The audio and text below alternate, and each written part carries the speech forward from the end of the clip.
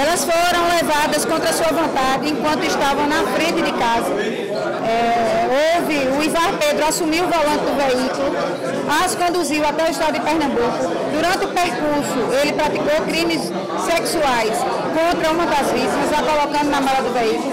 Depois seguiu até a cidade de Goiânia, no Matagal, deixou a criança dentro de uma mata fechada, estuprou a vítima sobrevivente e passou o veículo por cima das ruas. Depois, ele incendiou o veículo, já o veículo sendo encontrado na cidade de Pedras de Fogo, enquanto o comparsa retornou para o bairro de Mangabeira. Doutora, muita especulação surgiu sobre esse caso, inclusive de que teria mandado. Não tem nada disso. Não, é fruto da ruindade humana.